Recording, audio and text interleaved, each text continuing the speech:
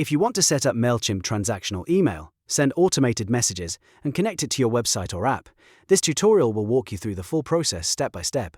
Transactional email is perfect for welcome messages, password resets, order confirmations, shipping updates, and any other email that needs to be sent automatically after a user takes action.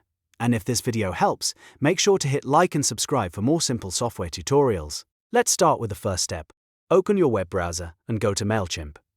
Once the site loads, sign into your Mailchimp account using the email address and password linked to your account.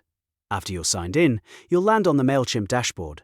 Now, in the dashboard, look at the search bar at the top. Click into the search field and type transactional email.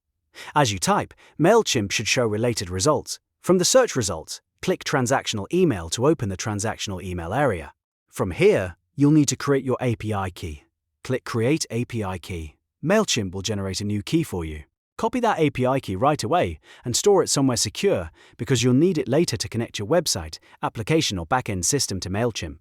This key is what allows your system to send transactional emails through your account, so keep it private and don't share it publicly. Next, you'll need to verify your sending domain. Look for the option that says Verify Domain Email and click it.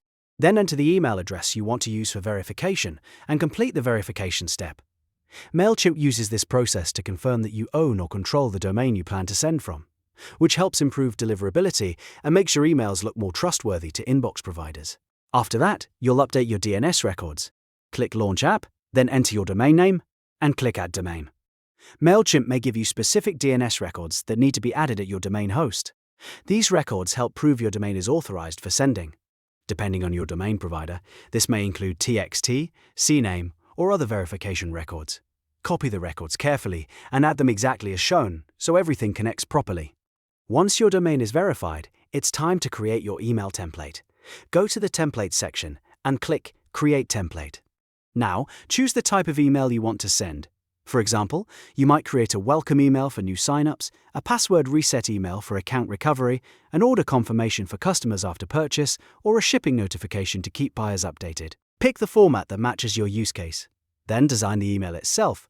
Add your branding, write your message, and include merge tags or dynamic fields if you want to personalize the email. For example, you can insert a customer's name, order number, or other custom details so each message feels more relevant. When you're happy with the design and content, save your template. Now you can connect your website or application, open your website app or backend system, and paste the API key you created earlier into your Mailchimp integration settings. This is the step that links your system to Mailchimp Transactional Email. After that, configure your application so it sends the right template whenever a user triggers an action, such as creating an account, placing an order, resetting a password, or receiving an invoice. Before you use everything in production, always send a test email. This is an important final check.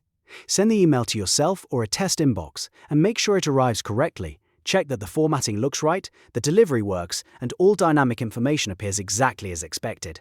If anything looks off, go back and adjust your template, DNS, or integration settings before going live. And that's how to use Mailchimp Transactional Email from start to finish. You signed in, opened transactional email, created your API key, verified your domain, updated your DNS records, built a template, connected your application, and tested everything before launch. If this tutorial helped, please hit like, subscribe, and turn on notifications so you never miss the next helpful walkthrough. Thanks for watching, and I'll see you in the next video.